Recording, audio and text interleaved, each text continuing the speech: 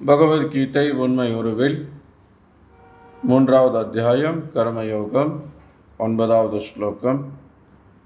திரும்ப சொல்லுங்க. யஜ்ஞார்த்தாத் கர்மணோ யத்ர லோகோயம் கர்ம பந்தனா ததார்த்தம் கர்ம கௌந்தேயா முக்த சங்க சமாச்சர. மொழிபெயர்ப்பும் பொருளுரையும் வழங்கியவர் அகில உலக கிருஷ்ண பக்தி இயக்கத்தின் ஸ்தாபக ஆச்சாரியர் தெய்வ திரு பக்தி வேதாந்த சுவாமி ஸ்ரீல பிரபுபாதர்.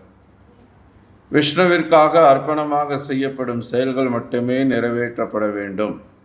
மற்ற செயல்கள் இந்த பௌதிக உலகத்தோடு பந்தப்படுத்துபவை. எனவே குந்தியின் மகனே, உனக்கு விதிக்கப்பட்ட கடமைகளை அவரது திருப்திக்காக செய். இவ்விதமாக நீ எப்போதும் பந்தத்திலிருந்து விடுபட்டு வாழ்வாய். பொருளுரை.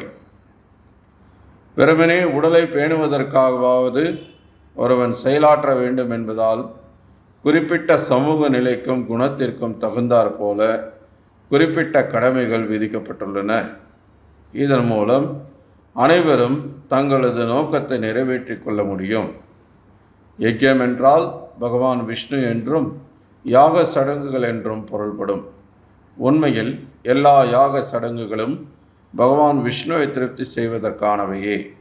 யஜ்யோவை விஷ்ணு என வேதங்கள் கூறுகின்றன. வேறு விதமாக கூறினால், யாகங்களை செய்வதாலும் சரி, நேரடியாக பகவான் விஷ்ணுவிற்கு ஆன்மீக தொண்டு செய்வதாலும் சரி, ஒரே குறிக்கோள் நிறைவேற்றப்படுகின்றது. இந்த ஸ்லோகத்தில் கூறியுள்ளபடி கிருஷ்ண உணர்வு என்பது யாகங்களை செய்வதற்கு சமமானதாகும். வர்ணாசிரம தர்மத்தின் நோக்கமும் பகவான் விஷ்ணுவை திருப்தி செய்வதே. வர்ணாசிரமச்சாரவத்தா புருஷேன பரபுமான் விஷ்ணோர் ஆராத்யத்தை. எனவே விஷ்ணுவின் திருப்திக்காக ஒருவன் செயலாற்ற வேண்டும். இதை தவிர செய்யப்படக்கூடிய மற்ற எல்லா செயல்களும் பந்தத்திற்கு காரணமாகவே அமையும். நல்ல தீய செயல்கள் இரண்டுமே விளைவுகளை கொடுப்பவை. எத்தகு வினையும் செய்பவனை பந்தப்படுத்திவிடும். எனவே கிருஷ்ணரை அல்லது விஷ்ணுவை திருப்திப்படுத்துவதற்காக கிருஷ்ண உணர்வோடு செயலாற்ற வேண்டும். அவ்வாறு செயல்களை செய்பவன் முக்தி பெற்ற நிலையில் இருக்கிறான்.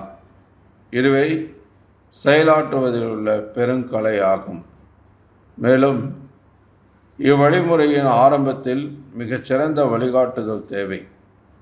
எனவே கிருஷ்ண பக்தரின் திறமையான வழிகாட்டலின்படியோ பகவான் கிருஷ்ணரின் நேரடி உபதேசத்தின்படியோ அர்ஜுனனுக்கு கிடைத்த வாய்ப்பை போல கவனமாக செயலாற்ற வேண்டும். புலனுகர்ச்சிக்காக ஒன்றும் செய்யப்படக்கூடாது. அனைத்தும் பகவானுக்காகவே செய்யப்பட வேண்டும். இந்த வழிமுறை செயல்களின் விளைவுகளிலிருந்து ஒருவனை பாதுகாப்பது மட்டுமின்றி படிப்படியாக பகவானின் திவ்யமான அன்பு தொண்டிற்கு அவனை உயர்த்துகிறது.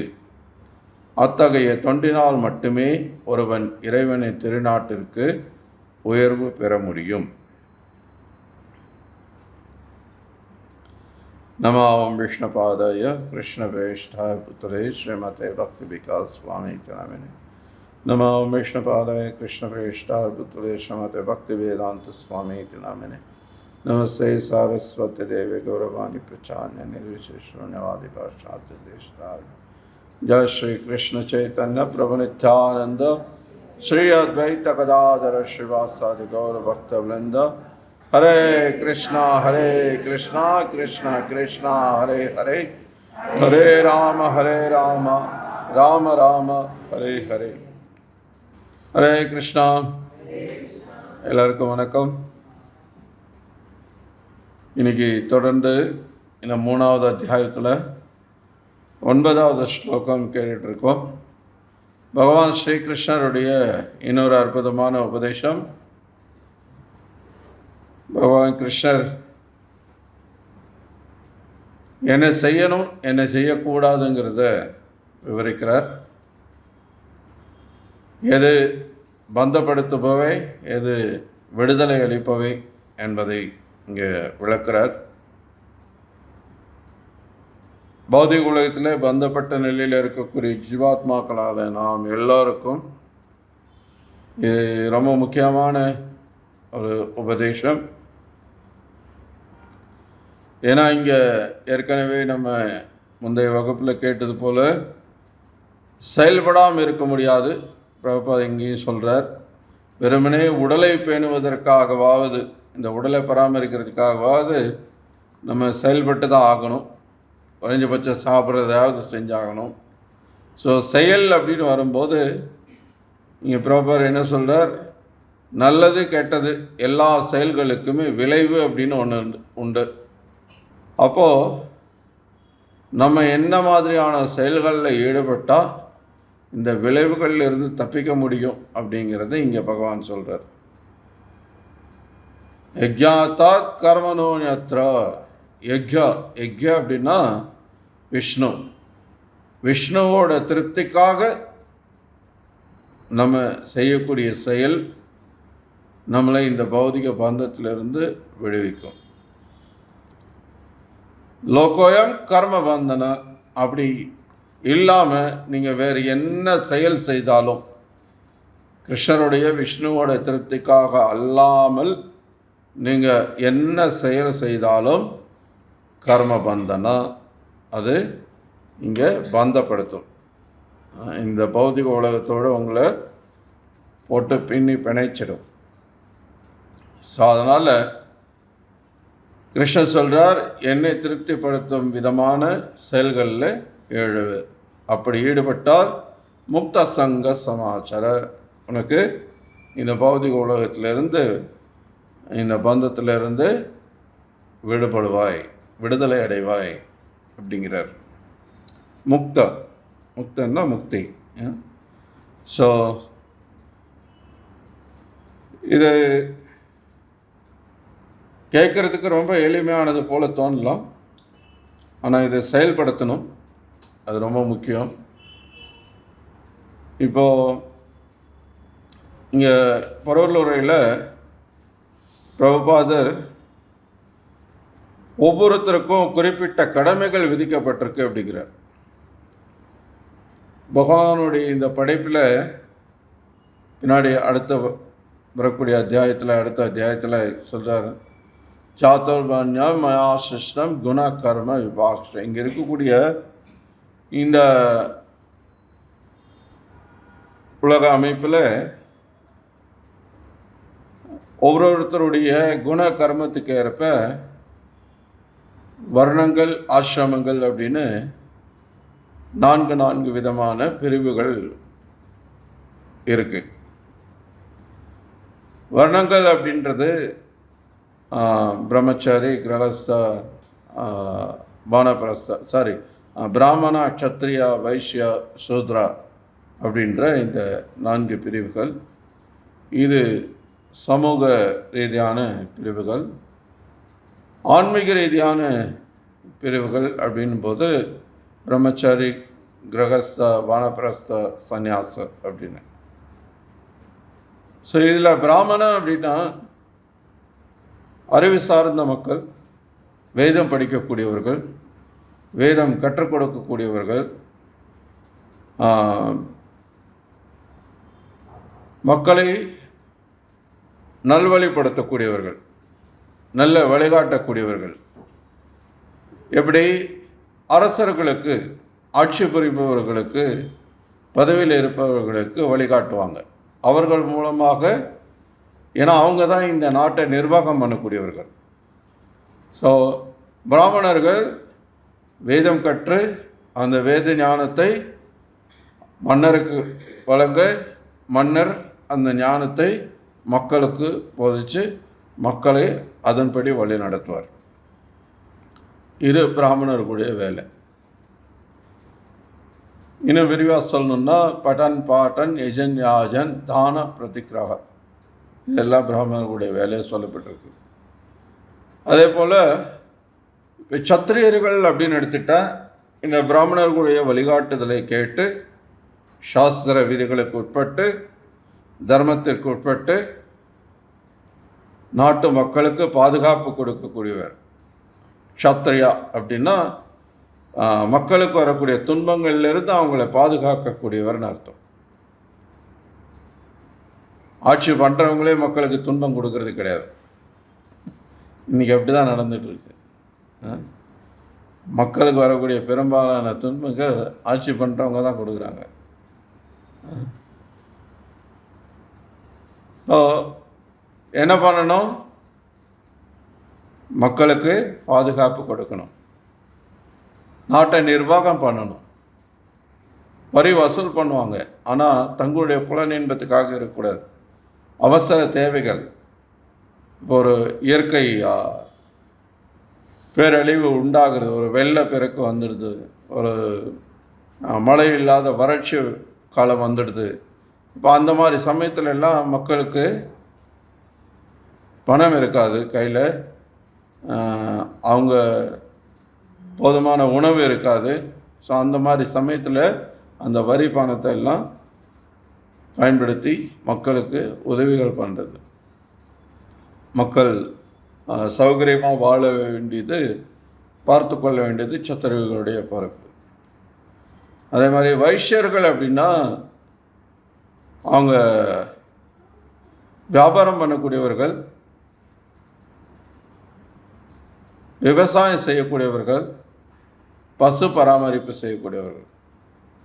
இது மூணுமே வைஷ்யர்களுக்கான வேலை. ஸோ உணவு உற்பத்தி செய்கிறது, தானியங்களை உற்பத்தி செய்கிறது, விவசாயம் செய்கிறதுன்றது ரொம்ப ரொம்ப முக்கியமான ஒரு வேலை. அதோடு சேர்த்து பசு பராமரிப்பு. பசு ஒரு சமூகத்தில் நல்லபடியாக பராமரிக்கப்படுது, பசுக்கள் வளர்க்கப்படுது அப்படின்னா அந்த சமூகம் நல்ல செல்வ செழிப்போடு இருக்கும்னு நம்ம பார்க்குறோம் வரலாறில். வேத கால வாழ்க்கை முறை அப்படி தான் இருந்தது. மக்கள் பசு பராமரிப்புக்கு அவ்வளோ முக்கியத்துவம் கொடுத்தாங்க. சாக்ஷாத் பகவான் கிருஷ்ணரை என்ன பண்ணுறார்? பசுக்களை தான் மேய்க்கிறார், மாடு மேய்க்கிற வேலை தான் செய்கிறார். விருந்தாவனத்தில் அவருக்கு ரொம்ப பிரியமான வேலை என்னன்னா மாடு மேய்க்கிறது. கோபர்களோட தினமும் காலையில் எழுந்திரிச்ச உடனே மாடு மேய்க்கிறதுக்கு தான் போகிறார். நாள் முழுக்க பசுக்களோட தான் நேரத்தை செலவழிக்கிறார். ஸோ எதுக்காக? அது எவ்வளோ முக்கியத்துவம், சமூகத்துக்கு எவ்வளோ முக்கியத்துவன்றதை அவரே உதாரணமாக இருந்து காட்டுறார். துரதிர்ஷ்டவசமாக இன்றைக்கி பக்தி பயிற்சி செய்யக்கூடிய பக்தர்களை கூட விவசாயம் பண்ணுங்க, பசுக்களை பராமரிங்கன்னா அது ரொம்ப ஏதோ ஒரு இழிவான ஒரு வேலை மாதிரி, நம்ம போய் இதை பண்ணுறதா அப்படின்னு அது கௌரவம் இல்லாத விஷயமாக நினைக்கிறாங்க. ரொம்ப சொல்கிற, நீங்கள் பெரிய பெரிய தொழிற்சாலையை உருவாக்கலாம். பிரபுபாதர் பிருந்தாவனத்திலிருந்து டெல்லிக்கு அடிக்கடி பயணம் பண்ணிட்டு இருந்தார். அமெரிக்கா போகிறதுக்கு முன்னாடி இந்த பேக் டு கால்ஹைட் என்ற இந்த பத்திரிகை அச்சிட்டு அது அவரே விநியோகம் பண்ணுவார். ஸோ அது வேலை சம்பந்தமாக பல முறை அவர் டெல்லிக்கு பயணம் பண்ணும்போது பிருந்தாவனத்தை தாண்டி கொஞ்சம் தூரம் போனோன்னா அங்கே ஒரு பெரிய ஒரு டயர் ஃபேக்ட்ரி இருக்கும். இந்த குட் டே டயர் அப்படின்னு ஒரு டயர் கம்பெனி அப்போ அந்த ஃபேக்ட்ரி கட்டி அங்கே பக்கத்தில் இருக்கிற கிராமங்களில் இருந்த எல்லா மக்கள் அப்படியே கூட்டம் கூட்டமாக காலையில் நேரத்தில் வேலைக்கு உள்ளே வருவாங்க. அதே மாதிரி மாலை நேரத்தில் வேலை முடிஞ்சு எல்லாம் வெளியில் போவாங்க. பெரும்பாலும் நடந்து தான் வந்துட்டு இருந்தாங்க. சில பேர் சைக்கிள் வச்சுருந்தாங்க. அப்படி தான் வந்துட்டு போயிட்டு இருந்தாங்க. ஸோ பிரபுபாதர் அதெல்லாம் பார்க்கும்போது அதை உபன்யாசத்தில் அதை நினைவு கொண்டு சொல்லுவார், நீங்கள் இது மாதிரி பெரிய பெரிய டயர் ஃபேக்ட்ரியோ அல்லது வேறு ஏதோ போல்ட் நட் எல்லாம் உருவாக்குற ஒரு ஃபேக்ட்ரியோ உருவாக்குறீங்க அப்படின்னா கிராமத்தில் இருக்கிற மக்களுக்கெல்லாம் மாசானா அவங்களுக்கு சம்பளம் கொடுக்குறேன்னு அவங்கள ஆசை காட்டி கூட்டிகிட்டு வந்துடுறீங்க. இப்போ அவங்க வேலை செஞ்சிட்ருக்காங்க, மழை பெய்யல, தொடர்ந்து ஒரு 2 வருஷத்துக்கு 3 வருஷத்துக்கு மழை பெய்யாமல் போச்சுன்னா இருக்கிற விவசாயிகள் என்ன அழுதாலும் தானியம் அதுவாக வரப்போகிறதுக்கு கிடையாது. அப்போ சாப்பாட்டுக்கு என்ன பண்ணுவீங்க? போல்ட்டு நட்டை சாப்பிடுவீங்களான்னு கேட்குறாரு. டயரை பிச்சு பிச்சு சாப்பிடுவீங்களா? உணவுக்கு எந்த தொழிற்சாலையாவது உற்பத்தி பண்ணுறதுக்கு முடியுமா?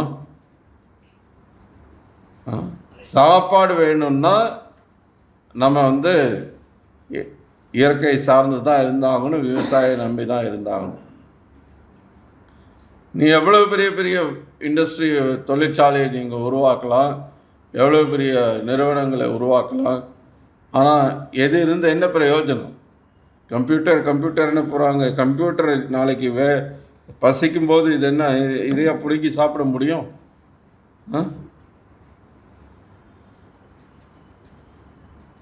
பசிக்கு சாப்பாடு தானே வேணும். நீங்கள் என்ன பண்ணினாலும் கடைசியில்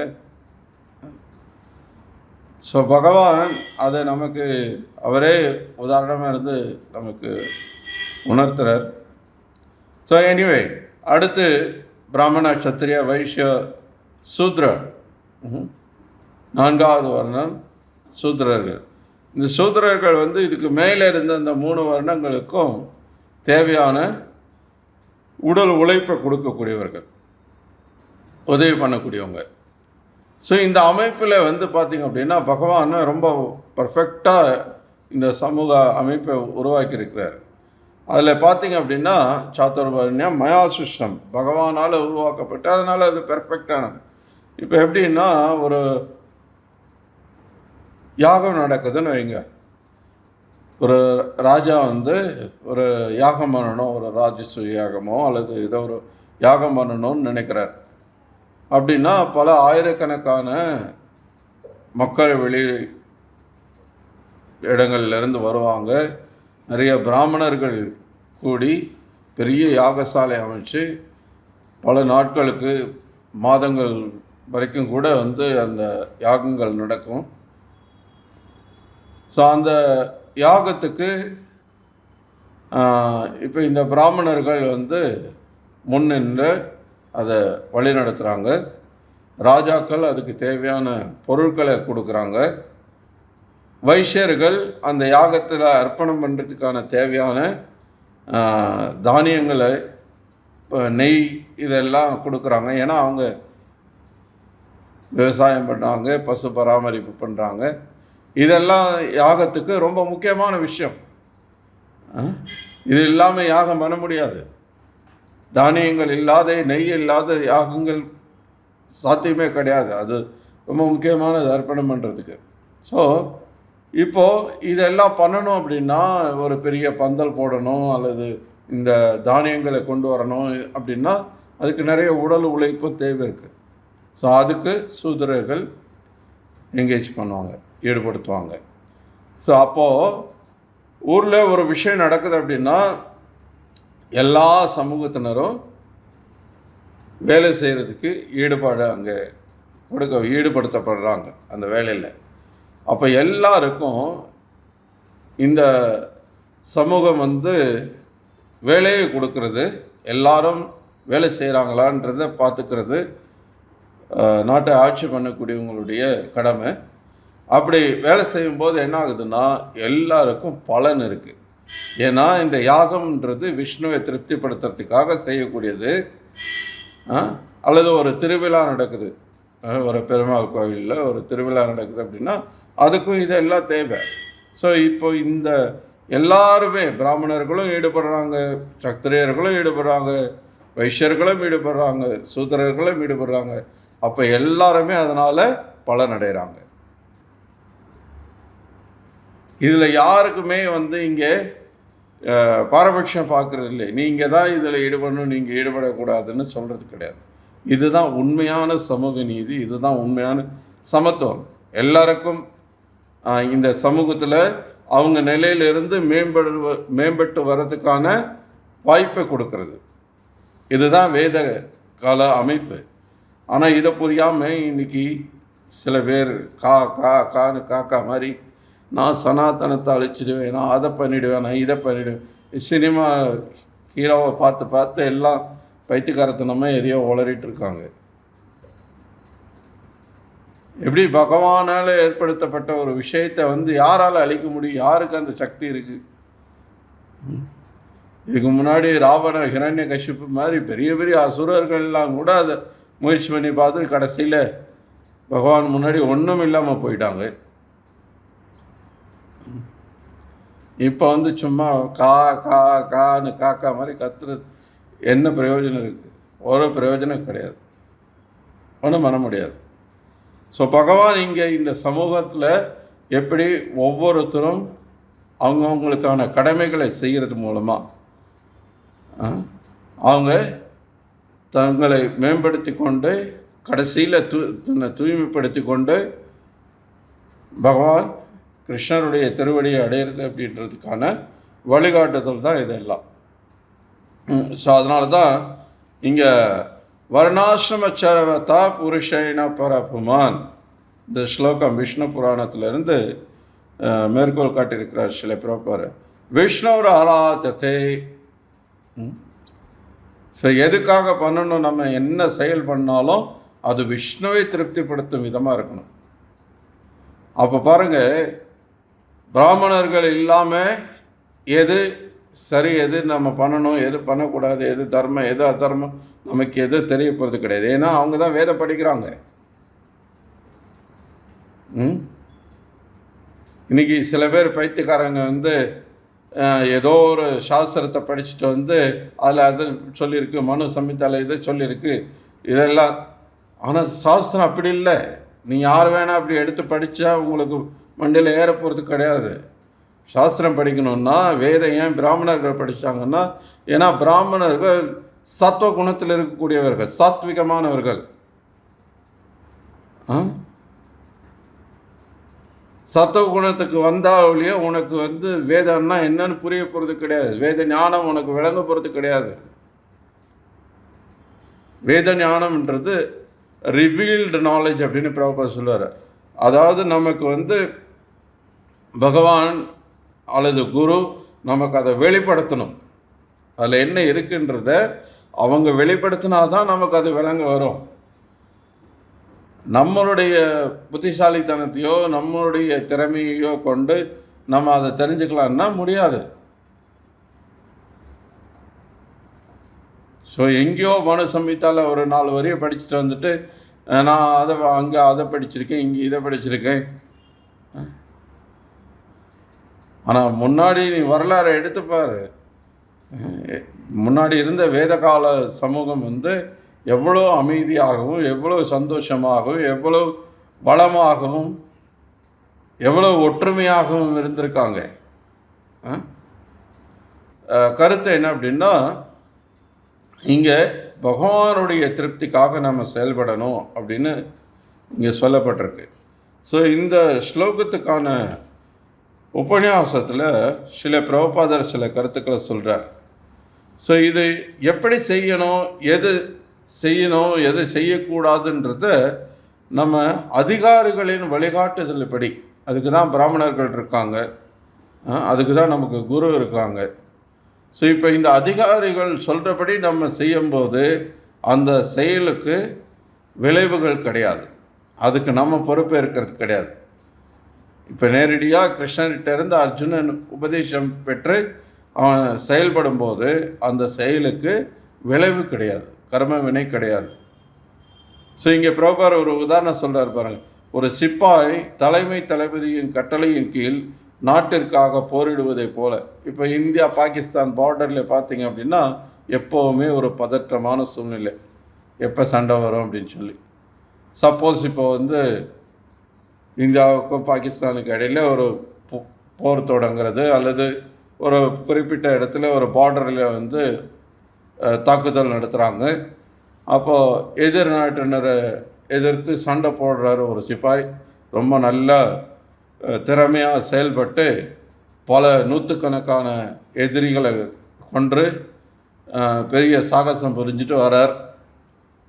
ஸோ உடனே நாட்டோட பிரதமரோ அல்லது ஜனாதிபதியோ ஒரு பெரிய விழா நடக்கிறது, அங்கே வந்து அவரை கூப்பிட்டு இவர் சிரஞ்சீவி, இவர் சிறந்த வீரர் அப்படின்னு சொல்லி அவருக்கு பதக்கம் எல்லாம் கொடுத்து பாராட்டு தெரிவித்து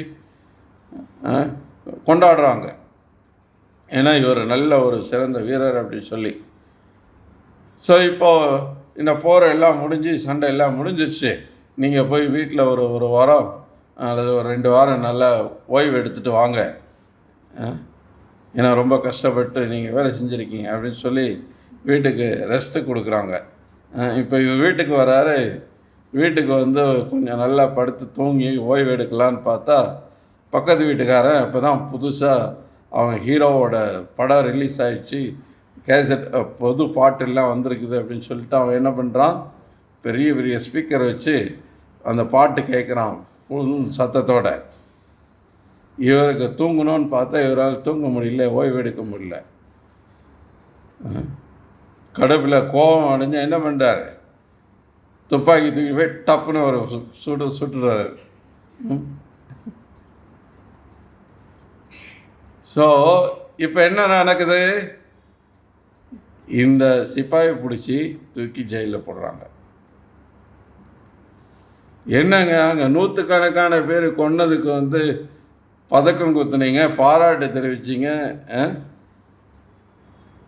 ஜனாதிபதி எல்லாம் வந்து பாராட்டு தெரிவித்தார், நீங்களே ஓய்வு எடுக்க சொல்லி அனுப்புனீங்க, ரெஸ்ட் எல்லாம் கொடுத்துருக்கீங்க. ஆனால் இப்போ ஒருத்தரை கொன்னதுக்கு வந்து நீங்கள் என்னை பிடிச்சி ஜெயிலில் போகிறீங்களேன்னா என்ன வித்தியாசம்? ப்ரொஃபஸர் அங்கே அதிகாரியின் கட்டளையின்படி அவர் செயல்பட்டார். அவரோட விருப்ப அங்கே கிடையாது. அங்கே அவர் செயல்பட்டதெல்லாம் அதிகாரி என்ன சொல்கிறாரோ அதை பின்பற்றினார். அதனால் அங்கே நடந்த நிகழ்வுகளுக்கு இவர் பொறுப்பு கிடையாது. ஸோ அதனால் இங்கே ப்ராப்பர் என்ன சொல்கிறார், ஏனென்றால் அந்த கொலையும் இந்த கொலையும் ஒன்றல்ல. இங்கே ஒருத்தர் தான் கொல்றார், அங்கே பல பேரை கொன்னதுக்கு பாராட்டு, இங்கே ஒருத்தரை கொன்னதுக்கு தண்டனை. காரணம், இங்கே இவரோட சுய விருப்பத்தின்படி அவர் செய்கிறார், இவர் சௌகரியத்துக்காக, இவரோட அதிகாரியோட கட்டளை இங்கே கிடையாது. ஸோ அதுபோல தான் நமக்கு என்ன செய்யணும்னு சொல்லி விதிக்கப்பட்டிருக்கோ அதன்படி, சாஸ்திர விதிகளின்படி, சாஸ்திர வழிகாட்டுதல்படி நம்ம செயல்படும்போது அதுக்கு கர்ம வினை கிடையாது. ஸோ இங்கே கிருஷ்ணர் சொல்கிறார், யஜ்ஞாத்தாத் கர்மனோ நத்ரா, நீ என்னுடைய திருப்திக்காக எனக்காக நீ செயல்பட்டன்னா உனக்கு கர்மபந்தம் கிடையாது. முக்த சங்க சமாச்சார, நீ இதிலிருந்து விடுபட்டுடலாம், பந்தத்திலிருந்து விடுபட்டுடலாம். இல்லை நீ வேறு எதுக்காவது செயல்பட்டாலும், அது எந்த செயலாக இருந்தாலும், புலனின்பம் அப்படின்னு வரும்போது, உன்னோட சொந்த வெறுப்பு அப்படின்னு வரும்போது அது உன்னை பந்தப்படுத்தக்கூடியதாகும். இது ஸோ அர்ஜுனனை போலவே தொடக்கத்தில் அர்ஜுனன் போரிட தயாராக இல்லை. அது அவனிட தனிப்பட்ட திருப்தியை சார்ந்ததாக இருந்தது இல்லையா? அர்ஜுனன் ஏன் ஆரம்பத்தில் சண்டை போட மாட்டேன்னா, ஏன்னா என்னுடைய உறவினர்கள், எனக்கு சந்தோஷம் இருக்காது, எனக்கு பாவம் வந்துடும் அப்படின்னு சொல்லி தன்னை மையப்படுத்திட்டு எல்லா காரணமும் சொல்லிட்டு இருந்தான். ஆனால் கடைசியில் அதே அர்ஜுனன் கிருஷ்ணரை திருப்திப்படுத்த விரும்பினான். அதன் பொருட்டு அவன் போரிட்டான். கடைசியில் அவன் கரிஷே வசனம் தவா, உங்கள் விருப்பம் என்னவோ அதுபடி நான் செயல்படுறேன் அப்படின்னு சொல்லி சண்டை போட வரும்போது அந்த சண்டையில் வெற்றி பெறுகிறான். அந்த அவ்வளவு வீரர்களை கொண்டுட்டானேன்னு சொல்லி அவனுக்கு பாவம் வரல, அதுக்கு பதிலாக அவனுக்கு விடுதலை கிடைக்கிறது. காரணம், அதிகாரியான கிருஷ்ணர் என்ன சொன்னாரோ அதன்படி அவன் செயல்பட்டான். ஸோ அதனால தான் இந்த அத்தப்பும்பி த்விஜஸ்ரேஷ்டா வர்ணாசிரம விபாஷ ஸ்வனுஸ்திதஸ்ய தர்மஸ்ய சம்சிதிர் ஹரிதோஷனம். ஹரிதோஷனம், பகவான் ஹரியோட திருப்திக்காக செயல்படுறது தான் இந்த வர்ணாசிரம அமைப்பு. அதே போல் தான் ஆசிரமம், பிரம்மச்சாரி, சன்னியாசி, கிரகஸ்தா, வானப்பிரஸ்தா, இது யாராக இருந்தாலும் அவங்கவுங்களுக்குன்னு சில கடமைகள் இருக்குது. ஸோ அந்த கடமைகளை வந்து அவங்க கிருஷ்ணனுடைய திருப்திக்காக செயல்படுத்தணும். ஸோ இப்போ இதில் பிரம்மச்சாரி, சன்னியாசி, வானப்பிரஸ்தா இவங்க 3 பேருக்கும் வருமானம் கிடையாது, அவங்களுக்கு சம்பாத்தியம் கிடையாது. ஒன்லி குடும்பஸ்தர்களுக்கு மட்டும்தான் வந்து பணம் சம்பாதிக்கிறதுக்கு வழி இருக்குது. ஸோ இப்போது இவங்க இந்த குடும்பஸ்தர்கள் வந்து வேத வாழ்க்கை முறை எப்படி இருந்தது அப்படின்னா, இந்த குடும்பஸ்தர்கள் தங்களுடைய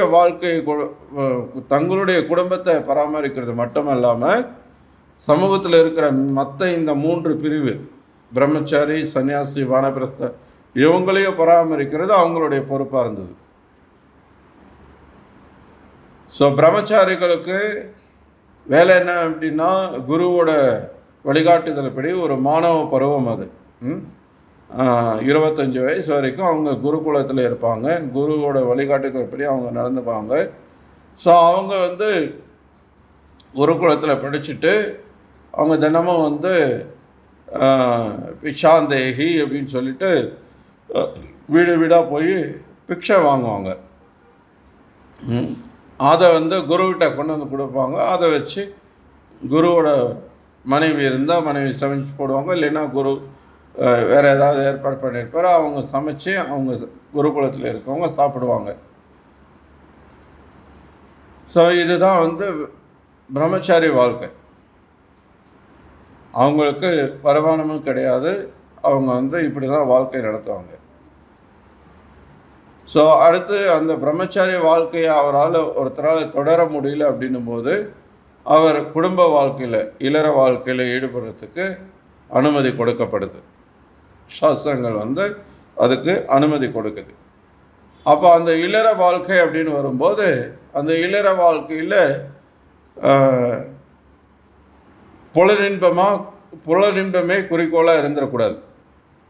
நான் எப்படி சந்தோஷமாக இருக்கிறது, நான் எப்படி சௌகரியமாக இருக்கிறது, நான் எப்படி அனுபவிக்கிறது, அந்த சிந்தனையே இருந்துட்டு இருக்கக்கூடாது. அதுக்கு மாறாக எப்படி நம்ம கிருஷ்ணருக்கு சேவை பண்ணுறது, புலனின்பமும் வேணும், அதுக்கு அனுமதி கொடுக்கப்பட்டிருக்கு. ஆனால் அது அளவோடு பண்ணிவிட்டு மீதி நேரத்தை கிருஷ்ண சேவையில் ஈடுபடுத்தணும். ஸோ இப்போ ஒருத்தன் திருமணம் பண்ணிக்கிறான்னா அவனுடைய குறிக்கோள் என்னென்னா புலனின்பம்ன்றது குறிப்பாக ஆண் பெண் இடையிலான அந்த பாலுறவு இன்பம். ஸோ இந்த பாலுறவு எதுக்காக கொள்ளணும் அப்படின்னா வெறும் புலனின்பத்துக்காக இல்லை. வேதங்கள் வந்து நமக்கு அதுக்காக சொல்லலை. எதுக்காக ஆணும் பெண்ணும் உறவு கொள்ளணும் அப்படின்னா, அந்த தாம்பத்திய உறவுன்றது ஒரே ஒரு நோக்கம், அது குழந்தைகளை எழ வேண்டும், குழந்தைகளை பெற்றெடுக்கணுன்றதுக்காக. அந்த குழந்தைகளையும் கிருஷ்ண உணர்வோடு வளர்க்கணும். அதுக்கு உங்களுக்கு முடியுன்ற பட்சத்தில் மட்டும்தான் நீங்கள் பாலுறவில் ஈடுபடணும்.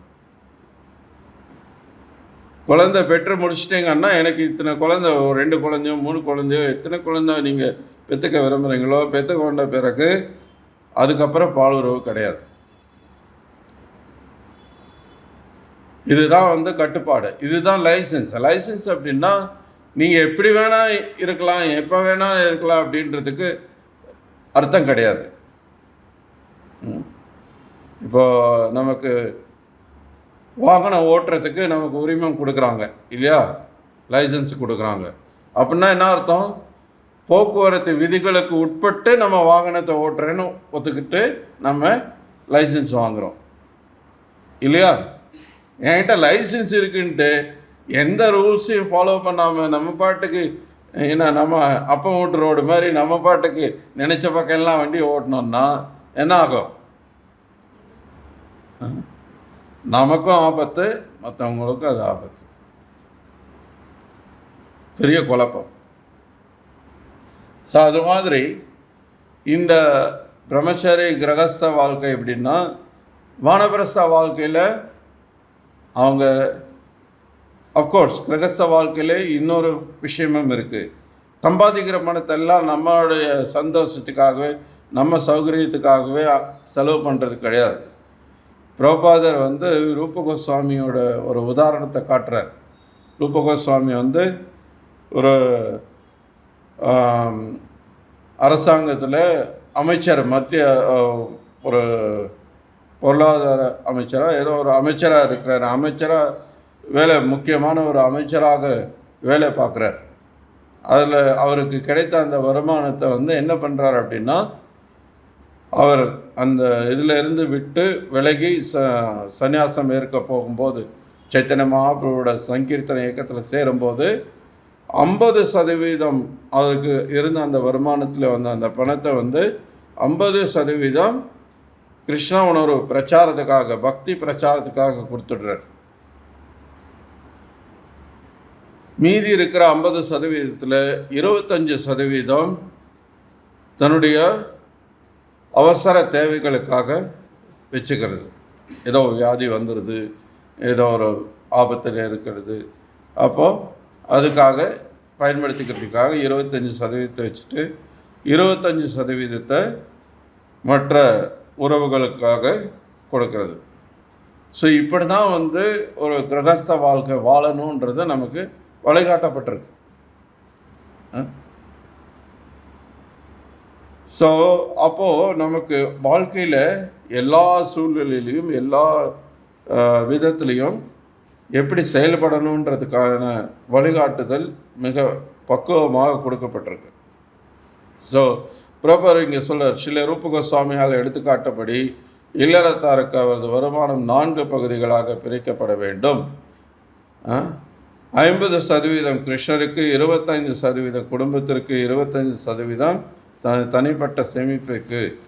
ஸோ ஒரு கிரகஸ்தன் எப்படி வாழ வேண்டும் என்பதற்கு அவர் நமக்கு ஒரு உதாரணத்தை காட்டினார். ஸோ $100 99% என் மனைவிக்கும் 1% கிருஷ்ணருக்கும் என்பதல்ல. இன்றைக்கி சில பேர் என்ன பண்ணுறாங்க அப்படின்னா, நம்ம கிருஷ்ண பக்தி இயக்கத்தில் பயிற்சி பண்ணுறவங்க வாழ்க்கை முழுக்க சம்பாதிச்சு எல்லா சொத்தையும் சேர்த்து வீடு கட்டுறது, அதை பண்ணுறது, இது பண்ணுறது எல்லாத்தையும் பண்ணிவிட்டு எல்லாத்தையும் குடும்பத்துக்கு கொடுத்துட்டு கடைசியில் வயசான காலத்தில் வேலை எதுவும் சேவை எதுவும் பண்ண முடியாத காலத்தில் நான் விருந்தாவனத்தில் போய் இருக்கிறேன்னு சொல்லிட்டு அங்கே போய் உட்காந்துக்கிறது.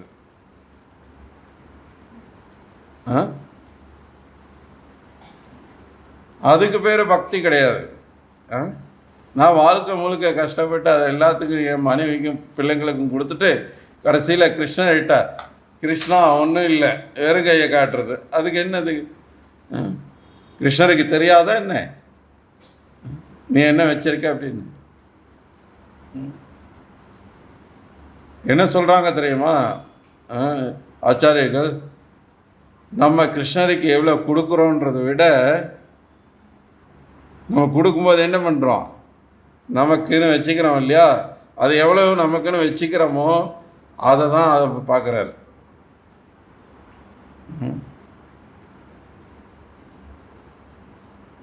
ஏன்னா நமக்குன்னு நம்ம எவ்வளோ வச்சுக்கிறோமோ அவ்வளோ நம்ம இந்த உலகத்தில் துன்பப்பட போகிறோன்னு அர்த்தம். அது நம்மளை இந்த உலகத்தோடு பந்தப்படுத்தக்கூடியது.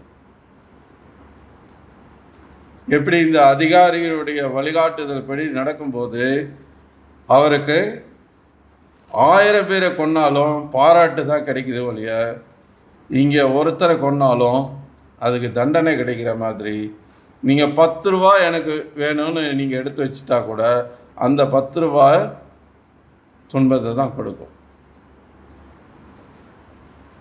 அது இந்த பௌதிக உலகத்தில் நமக்கு கஷ்டத்தை கொடுக்கறதுக்கான விஷயந்தான். அதனால தான் கிருஷ்ணர் அதை பார்க்குறார்.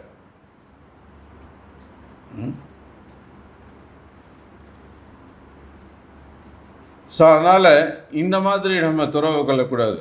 ஒரு குறைந்தபட்சம் 50% தியாகம் செய்ய வேண்டும். அவரால் இதை தியாகம் செய்ய முடியாவிட்டால் பிரம்மச்சாரிகள், சன்னியாசிகள் அவர்கள் தங்களுடைய அனைத்தையும் 100% தியாகம் செய்திருக்கிறார்கள். இப்போ பிரம்மச்சாரி வருமானமே கிடையாது, புலனின்பம் கிடையாது, எல்லாத்தையும் பகவத் சேவைக்காக அர்ப்பணிக்கிறாங்க. அதனால தான் அவங்களுக்கு அவ்வளோ ஏற்றம் இருக்குது. சன்னியாசியும் அது போல தான். ஸோ கிரகஸ்தர்களுக்கு புலனின்பத்துக்கான லைசன்ஸ் இருக்குது, ஆனால் அதுவும் இவ்வளோ கட்டுப்பாடுகளோடு இருக்குது. இதையும் மீறி நீ அனுபவிக்க முடியும்னு நினச்சன்னா நீ இல்லற வாழ்க்கையில் ஈடுபடு. இல்லைன்னா நீ இல்லற வாழ்க்கையில் ஈடுபடாத, நீ திருமணமே பண்ணிக்காதன்னு சொல்லுது.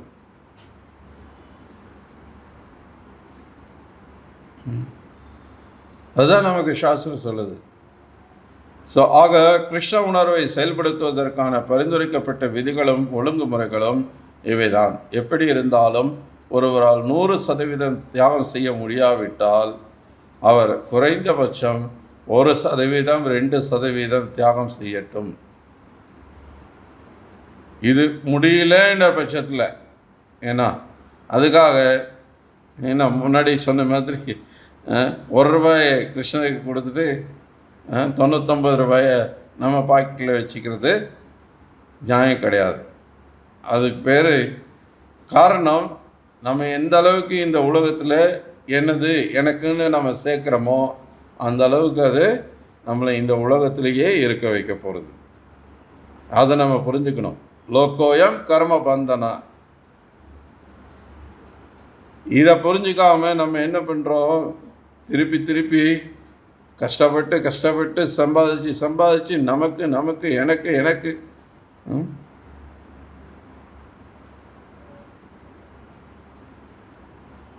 குடியிருக்க நமக்கு என்னங்க, ஒரு வீடு வேணும், ஒரு ரூம் இருந்தால் போதும். தூங்குறதுக்கு ராத்திரியில் மழை வெயில் இருந்து காப்பாற்றிக்கிறதுக்கு ஒரு வீடு சிம்பிளாக இருக்கலாம். இப்போ பெரிய பங்களாவாக இருக்கணுன்ற அவசியம் கிடையாது. ஒரு வீடு, 2 வீடு, 3 வீடு, என்ன பண்ண போகிறீங்க?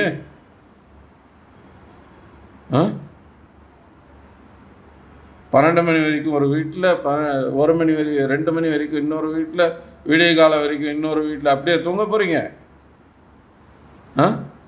ஒரு வீட்டில் தானே தூங்க போகிறீங்க. எதுக்கு 3 வீடு?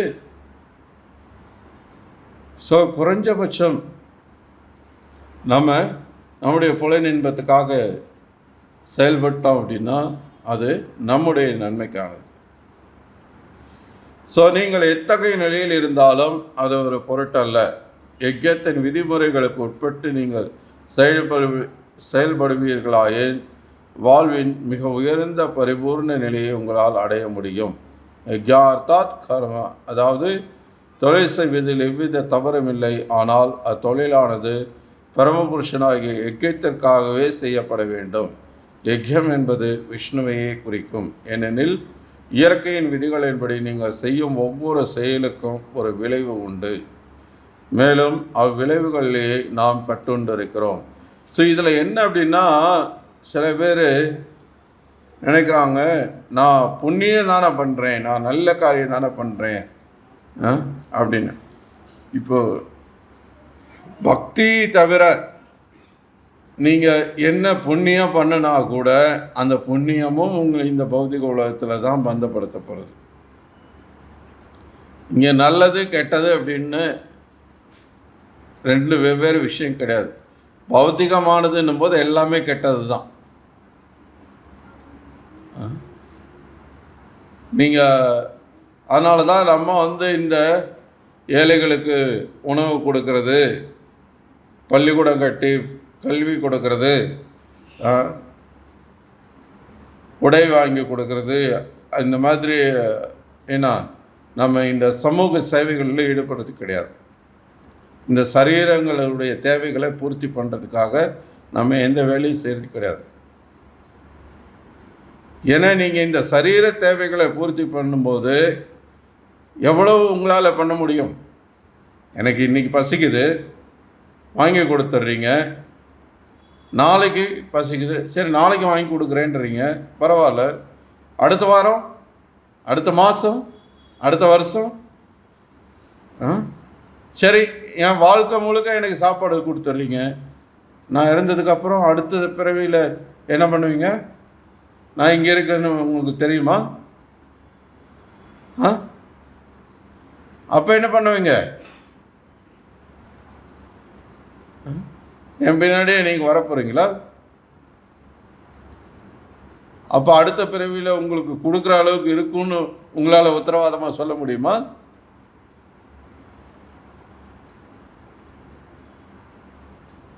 ஏன்னா இப்போ எனக்கு ஒருத்தர் கொடுக்கறதுக்கு இருக்கிறாரு சொல்லும்போது நான் ஏன் பகவானை பற்றி யோசிக்க போகிறேன்?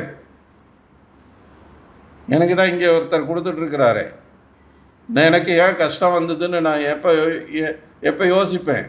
எனக்கு எந்த ஆதரவு இல்லாமல் இருக்கும்போது. ஆனால் இங்கே வந்துட்டு நம்ம என்ன பண்ணுறோம்? பகவானால் பண்ண முடியலப்பா, அவர் படைக்க தெரியாமல் படைச்சிட்டார், உங்களெல்லாம் பட்டினி வச்சுருக்கிறார், நான் உனக்கு சாப்பாடு போடுறேன் அப்படின்னு சொல்லி நம்ம என்ன பண்ணுறோம்? பகவானோட ஸ்தானத்தை நம்ம பிடிச்சிக்க பார்க்குறோம். ஆனால் இது பக்தி பாதையில் ஈடுபடும் போது மட்டும்தான் நமக்கு இது புரிய வரும். பக்தி பண்ணும்போது மட்டும்தான். வெளி உலகத்தில் மக்கள் என்னையா நீ இவ்வளோ பைத்தியகாரத்தனமாக பேசிகிட்டு இருக்க, இவ்வளோ குரூரமாக இருக்க, அடுத்தவங்களுக்கு சாப்பாடு கொடுக்கறது தப்புன்னு நீ எப்படி சொல்கிற? சரி, நீ நல்லதை பண்ணணும்னு நினைக்கிற, அப்போ எது நல்லதுன்னு உனக்கு தெரியணும்ல? எது நல்லதுன்னு தெரியாமல் நீ ஒரு விஷயத்த பண்ணுன்னா அப்போ அது ஆபத்தாக போயிடாதா? ஒரு சம்பவம் பிரபுபாதர் சொல்கிறாரு. அவர் பக்கத்து வீட்டில் நடக்கிற ஒரு சம்பவத்தை பார்க்குறாரு. ஒரு நாள் காலையில் பார்த்திங்கன்னா அவர் வீட்டில் இருந்து பார்க்குறாரு, எதிர்த்த வீட்டில் ஒரு அம்மா தான் குழந்தைய போட்டு அடின்னு அடிச்சிட்டு இருக்காங்க. ஸோ பிரபுபாதர் அவங்க வீட்டில் வேலை செய்கிற அந்த அம்மாவை கூப்பிட்டு என்னென்னு விசாரிக்கிறாரு. அந்த அம்மா சொல்கிறாங்க, இது மாதிரி அந்த அம்மாவுக்கு அடித்தாங்க இல்லையா, அந்த அம்மாவுக்கு 2 பசங்க. பெரிய பையன் வயிற்றால் போய் அவன் ரொம்ப கஷ்டமான சூழலுக்கு மருத்துவமனைக்கு போய் இப்போ சிகிச்சை எல்லாம் பெற்று வீட்டுக்கு கொண்டு படுக்க வச்சுருக்காங்க. படுக்க வச்சுட்டு அம்மா மருந்து வாங்க கடைக்கு போயிட்டாங்க. இடையில இவனுக்கு ஏன்னா வயிற்றால் போய் எல்லாம் இதாக இருக்கிறதுனால இவனுக்கு ரொம்ப பசிக்குது. யார்? அந்த பெரிய பையனுக்கு பசிக்குது. இப்போ அவனோட தம்பி ஒருத்தர் இருக்கான், சின்ன பையன். அவன் பக்கத்தில் என்ன ஏதுன்னு பார்த்துட்டு இருக்கான். அவன்கிட்ட இவன் சொல்கிறான், எனக்கு ரொம்ப பசிக்குதுடா அப்படின்னு. உடனே அவன் என்ன பண்ணுறான், வீட்டில் போயிட்டு சமையல் அறையில் பார்க்குறான், பரோட்டா இருக்குது. பரோட்டாவை கொண்டு சாப்பிட கொடுத்துட்றான். இவனுக்கு ஏற்கனவே வயிற்றால போயிருக்கு. பரோட்டா நார்மலாக இருக்கிறவங்களுக்கு ஜீரணிக்கிறது கஷ்டம். ஸோ இப்போ அதை சாப்பிட்ட உடனே அவனுக்கு இன்னும் ரொம்ப பெரிய உபத்திரமாகி அவன் கிட்டத்தட்ட சாகிற கண்டிஷனுக்கு வந்துட்டான். ஸோ இதை பார்த்த உடனே அம்மா கடைக்கு போயிடவங்க வந்தவங்க பார்த்த உடனே பயங்கர கோபமாகி இந்த பரோட்டா கொடுத்த பையனை போட்டு அடின்னு அடிக்கிறாங்க. இது இயற்கை தானே. இது இப்போ இந்த மாதிரி ஒரு விஷயம் நடந்ததுன்னா என்ன ஆகும்? இப்போ அந்த அம்மா பண்ணுறதுல தப்பு ஏதாவது இருக்கா? இப்போ இன்னொரு இது நம்ம பிள்ளை தான் அப்படின்னா கூட இன்னொரு பிள்ளையோட உயிர் போகிறதுக்கு காரணமாக அமைச்சுட்டானே அப்படின்னு சொல்லி அவன் அதை நினச்சி கோபம் தானே வரும். ஸோ இப்போ பிரபுபாதர் என்ன சொல்கிறாருன்னா, அந்த சின்ன பையன் பண்ணதில் தப்பு எதுவும் கிடையாதுன்னு மாதிரி தான் தோணுது. அவன் என்ன அண்ணனுக்கு சாப்பாடு தானே கொடுத்தான், பரோட்டா தானே கொடுத்தான், அப்படி தான் தோணுது. ஆனால் அந்த சின்ன பையனுக்கு எது நல்லதுன்னு தெரியல. இப்போ அண்ணன் இந்த மாதிரி சூழலில் இருக்கிறான். இப்போ இவனுக்கு பரோட்டா கொடுக்கலாமா கொடுக்கக்கூடாதான்றது அவனுக்கு தெரியல. அப்போ எது நல்லதுன்னு தெரிஞ்சு நீங்கள் பண்ணுனா அதுதான் நல்லது. நீங்கள் தெரியாமல் இது நல்லதுன்னு நீங்களாக ஒன்று நினச்சிட்டு செய்யும்போது அது நல்லதாக ஆகாது. ஸோ அதனால தான் இந்த உலகத்தில் நீங்கள் நல்லதே பண்ணினா கூட அதுக்கும் கர்மா இருக்குது. இந்த சோக்கால் சமூக சேவை இருக்குது இல்லையா, நீங்கள் இந்த நான் கிணறு வெட்டுறேன், நான் ரோடு போடுறேன், நான் மரம் நடுறேன், நான் அதை பண்ணுறேன் இதை பண்ணுறேன்னு இந்த சமூகத்துக்காக எவ்வளவோ பேர் பண்ணுறாங்க. ரத்த தானம் பண்ணுறாங்க, அன்னதானம் பண்ணுறாங்க, இதை பண்ணுறாங்க, அதை பண்ணுறாங்க, 1000 பண்ணிகிட்டு இருக்காங்க இந்த மாதிரி. ஆனால் இது எல்லாத்துக்கும் கர்ம வினைன்னு ஒன்று இருக்குது. அது பேரளவிலான கெட்டதோ நல்லதோ எதுவாக இருந்தாலும் அது இந்த உலகத்தோடு உங்களை பந்தப்படுத்தும். நீங்கள் நல்லதே பண்ணுறீங்க அப்படின்னா கூட அந்த நல்லதுக்கான விளைவை அனுபவிக்கிறதுக்காக மறுபடியும் இந்த உலகத்தில் தான் பிறந்தாகணும். ஸோ அதனால் பக்தி பார்வையில், பகவத்கீதையின் பார்வையில், கிருஷ்ணருடைய பார்வையில், கிருஷ்ண உணர்வின் பார்வையில் இந்த பௌதிக உலகத்தை பொறுத்த வரைக்கும் நல்லது கெட்டதுன்னெலாம் எதுவுமே கிடையாது. ஒன்று கெட்டது, இன்னொன்று பக்தி நல்லது, அவ்வளோதான். இந்த உலகத்தில் பௌத்திகமானதில் நல்லது கெட்டதுன்னு எதுவுமே கிடையாது. பௌத்திகமானதுன்னும் போது எல்லாமே கெட்டது தான். ஸோ அதனால தான் நம்முடைய இந்த கிருஷ்ண பக்தி இயக்கம் இந்த மாதிரியான எந்த பௌதிக சேவைகள்லையும், எந்த பௌதிக சமூக சேவைகள்லையும் ஈடுபடுறது கிடையாது.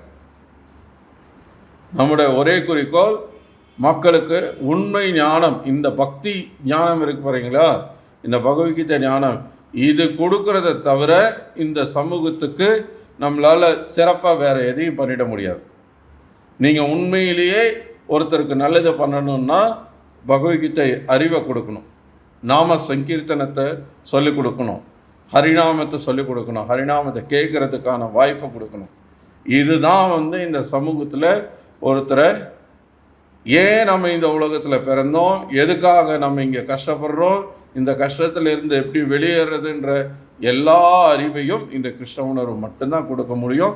இது வேறு எங்கேயும் கிடையாது, வேறு யாருக்கும் இது தெரியாது. எல்லாருமே அறியாமையில் இருக்கக்கூடியவங்க, அவங்க எவ்வளோ பெரிய விஞ்ஞானியாக வேணா இருக்கலாம், எவ்வளோ பெரிய பட்டதாரிகளாக இருக்கலாம், எவ்வளோ பெரிய கல்வியாளர்களாக இருக்கலாம், எத்தனையோ நூற்றுக்கணக்கான நீங்கள் ஹாஸ்பிட்டல் கட்டியிருக்கலாம், நீங்கள் நூற்றுக்கணக்கான பள்ளிக்கூடங்கள் திறந்திருக்கலாம். ஆனால் எல்லாமே பக்தின்ற ஒரு விஷயம் இல்லை அப்படின்னா ஜீரோ. ஏன்னா அது எதுவுமே உங்களை இந்த உலகத்தை விட்டு வெளியேற்றாது. அது எல்லாம் இன்றைக்கி குறிப்பாக இந்த கலியுகத்தில், இன்றைக்கி காலகட்டத்தில் இந்த கல்வின்றது எந்த அளவுக்கு உங்களுக்கு அதிகம் கல்வி கொடுக்கப்படுதோ அந்த அளவுக்கு நீங்கள் இன்னும் பெரிய அகங்காரத்தில் தான் இருக்கிறீங்க. இன்றைக்கி இந்த படிச்சுட்டு வரவங்கெல்லாம் பாருங்கள், இப்படி வரான், என்ன நான் சாதிச்சிட்டேன், நான் ஜெயிச்சிட்டேன், நான்ன்ற அந்த நான்ற அந்த அகங்காரம் அப்படி நிற்குது அவன் முன்னாடி, பெரிய மலை மாதிரி நிற்குது. அவனுக்கு எதிரில் இருக்கிறது எதுவுமே தெரியாது. இன்றைக்கி இந்த நாட்டில் நடக்கிற பெரிய பெரிய ஊழல், பெரிய பெரிய இதெல்லாம் யார் பண்ணுறாங்கன்னு சொல்கிறீங்க? எல்லாம் படித்தவன் தான் பண்ணுறான். இன்றைக்கி மருத்துவமனைகளில் எவ்வளவு, ஏன்னா மக்களுக்கு இன்றைக்கி தீங்கு நடந்துகிட்ருக்கு. மருத்துவத்துக்கு பதிலாக மக்கள்கிட்ட பணத்தை பிடுங்கிறதுக்காக இன்றைக்கி எவ்வளோ அதர்மமான செயல்கள் நடக்குது. நம்ம கண் கூட பார்த்துட்ருக்கோம், நிறைய பேர் அனுபவப்பட்டிருப்பீங்க. கொரோனா சமயத்துல எல்லாம் நிறைய பேர் மருத்துவமனைக்கு போகிறதுக்கு பயந்தாங்க.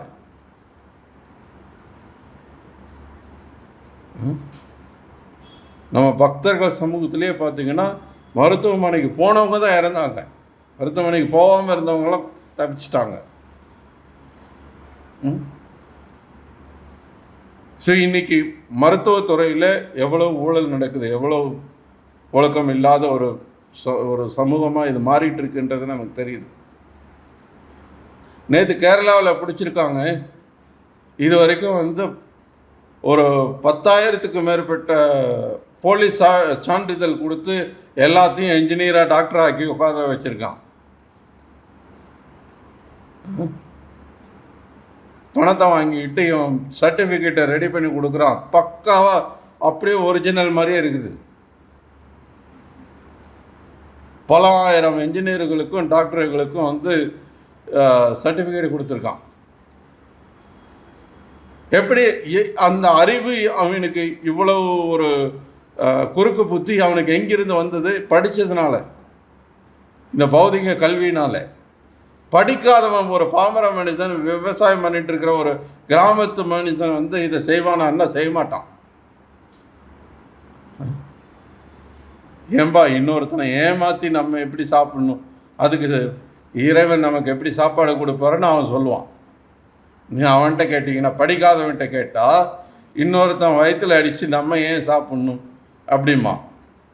ஆனால் இந்த படித்தவனில் என்ன பண்ணுறான்? யாராவது யோசிக்கிறானா அந்த மாதிரி? இன்றைக்கி டெக்னாலஜி வச்சு இந்த இளம் பெண்களோட ஃபோட்டோவை வச்சு அவங்கள வந்து நிர்வாணமாக படம் உருவாக்கி சமூக வலைத்தளங்களில் விட்டு எவ்வளோ பேர் பணம் சம்பாதிச்சிருக்கிறான் தெரியுமா? இது இந்த டெக்னாலஜி, இந்த நாலேஜெலாம் எங்கேருந்து வருது? படித்ததுனாலே வருது.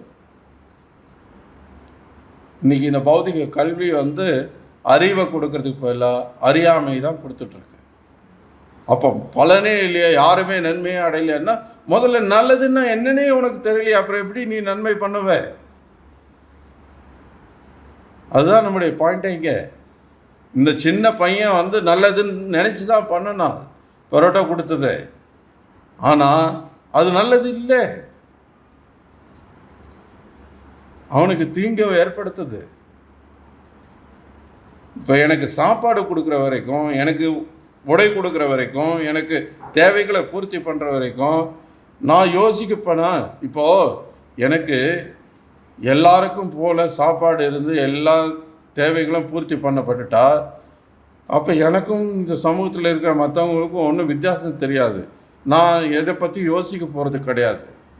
நான் வாழ்க்கை அனுபவிக்கிறதுக்காகத்தான் அப்படின்னு நினச்சிட்டு எல்லாரும் போல் நான் வாழ்ந்துட்டு போயிடுவேன்.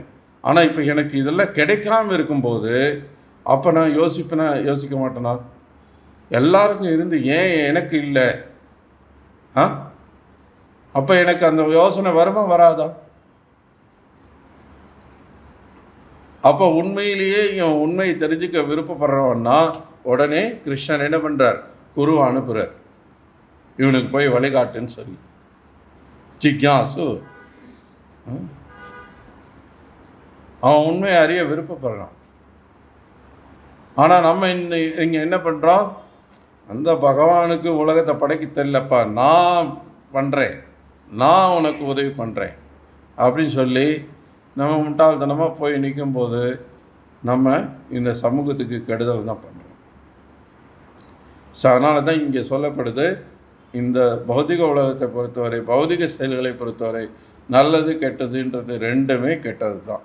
ஸோ அதனால் பெட்டர் பக்தி பாதையில் நம்மளை ஈடுபடுத்திட்டு நம்ம இந்த பௌதிக பந்தத்திலிருந்து விடுபட முயற்சிக்கிறது. ஹரே கிருஷ்ணா. பகவத்கீதை உண்மை உருவில் கீ ஜாய். ஸ்ரீல பிரபுபாத கீ ஜாய்.